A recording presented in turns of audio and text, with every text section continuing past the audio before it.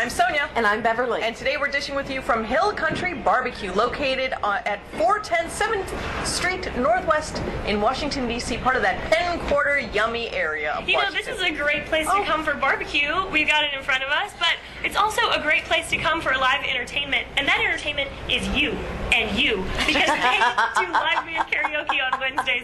I know, I've participated. Don't come on Wednesdays if you don't want me to sing.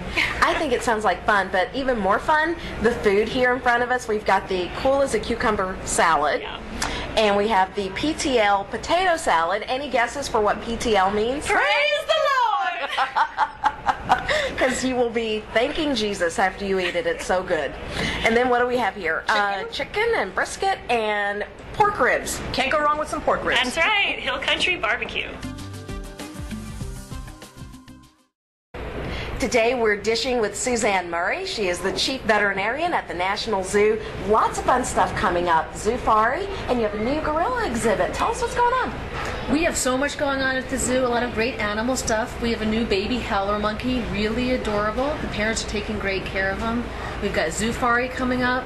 We have some interesting work we've done with gorillas. There's so much going on. It's really fun. Okay, let's get to the pandas. Yeah. Well, let me just start with the pandas. You did not mention the pandas. The giant panda in the room, I have to ask what everybody always wants to know about.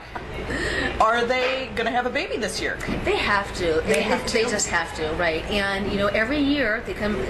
There's like 2 days, right? Right. It's like a 24 to 48 hour window, and if you miss it, like boom, it's gone. You're done for the year. Right. So we pay a lot of attention, and it's supposed to be in March, April, May, and every year it's been earlier and earlier, in like January. That's really bad timing for pandas. This year it's like right at the right timing. The cherry blossoms are in bloom. It's romantic. Exactly. Come on, pandas, get it Right? I think one of the most genius things you guys did was put that where people could watch them all day long, because I remember when I was working in the office, that's all anyone did was watch and become obsessed with the zoo. Like literally obsessed with the zoo, which is why everybody wants your job. And especially when Tyshawn was born, he was so Now, was that cute. Butterstick? That's Butterstick, That was right? Butterstick. Well, he got so much bigger than that. So I remember every time we looked at him, But we everybody do an calls him exam. Butterstick. Well, I missed out on that one. I mean, I was there for it, but he just never looked You like that to were me. working. You were I was actually being making serious. sure that he stayed alive. Right, and we did a great job. What else But should he we be grew. looking for we know the pandas and the gorillas. What other things should we know about the zoo? Oh, there's so much. I mean, we have a whole new area called the American Trail that's opening up. That'll be later on this summer. We've got flamingos and a great birdhouse. We've got coral and invertebrates. We got the reptile house, lions, tigers, cheetahs. There's so much. bears, oh my. Right. But there's so many things they want to see whenever they go to the zoo, but you really see things behind the scenes. What are you thinking about a lot right now? What are you worried about as the veterinarian? Well, you know what? I'm not really worried about anything. I think all the time, like how fortunate we are to work at such a great facility where we have such great partners and we can provide such good care to our animals.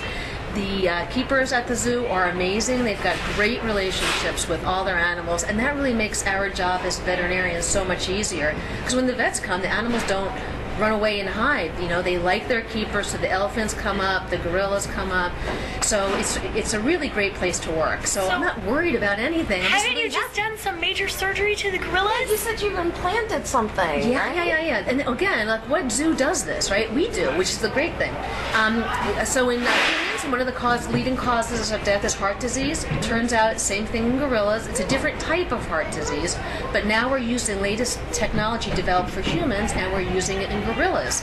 And for humans, there's a little thing about the size of a flash drive that you can put under the skin. It monitors your heart 24 hours a day, and while you sleep, it sends the information to your physician wirelessly. How cool is that, right? Very cool. Yeah, so we just did that with our gorillas. We implanted 2 little things right under the skin. It monitors their heart rate, and our keepers trained them like that to present their backs to the edge of the exhibit. Wow. They can put the little wand over their backs, download the information wirelessly, and now we can monitor our gorillas' heart health remotely, which is really a huge step forward. It's going to help us keep these guys alive for a lot longer. How can we learn about these cutting-edge things that you're doing? I mean, I know that you have got great volunteers and great staff Super people, volunteers, but yeah. how do we learn about how we can get involved, but also what you're doing that's really cutting edge? Well, there's a lot on the website, so it takes time. We're doing so much, so it's hard to write it up and get it on the website, but we do that. And then even coming to things like Zoofari, so that's the perfect thing. If you're a foodie, if you like to have good beer and wine and learn at the same time. Like, how perfect is that? So you get to, we have science booths, and we teach about science and conservation, so people get to go, have a good time, learn, eat and drink. So explain Zoofari to people that may not have ever been there. You kind of explained it a little bit. You get to see the exhibits, you get to eat, you kind of wander around. But what makes Zoofari different from a regular day at the zoo? Oh, well, first of all, it's at nighttime. The whole zoo is dressed up with lights, so it's beautiful just before you even get there. It's a gorgeous location. DC's best restaurants come, and they have booths that line the entire walk of the zoo. So you start at the top, and it's just gorgeous. You stroll down, and you get to taste, just little bits, but from each restaurant, the best food they have. Like, where else can you go and just eat fabulous food as you're walking in the beautiful area? So you're feeding the animals. Right, the ones who aren't trained. Right. Yeah, you guys come. I was just going to say, the animals, don't they smell the food and start thinking, tasty? Well, you know what? Fortunately enough, we also have a great nutrition staff, and all of our animals are on appropriate and really nice diets. The gorillas get the salads that you and I would love to have. The seals and sea lions, restaurant-grade fish. Really? So they're all very healthy. No ribs, chicken, or brisket, though, right? No, we can eat that. Yeah. So the animals, they go to sleep, and the zoo is for people that night. It's a chance to learn, have fun, and eat. Is the food tied into where the animals are from? Is there any sort of connection, or we're just there to enjoy both the animals and... Exactly. And then as you go along, there's also a nice auction, so you can get auction off different items. We auction off different items that our scientists have collected as we travel around the world doing our wildlife work. So that's another way you can support the zoo, get interesting artifacts, and learn. For those people who say that zoos are inhumane and not really a place to hang out, They haven't been to our zoo then.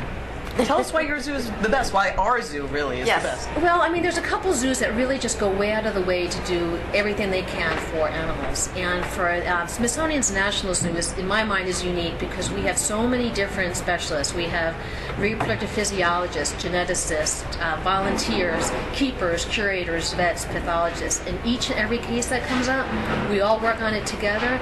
I often say that if you're ever a human and you're trying to get an appointment for a specialist, well, good luck. You'll have to wait several months. If you're an animal at the National Zoo, you get that specialist. It's one-stop shopping. The animal comes up to the hospital. We have all the specialists waiting, and they get excellent health care.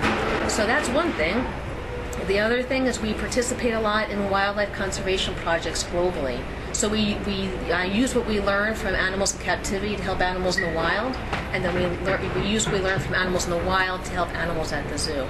It's really and then plus, it's a beautiful, beautiful place, especially this time of year. Well, that is definitely true. I think you've made us jealous about our level of health care sitting here at the table.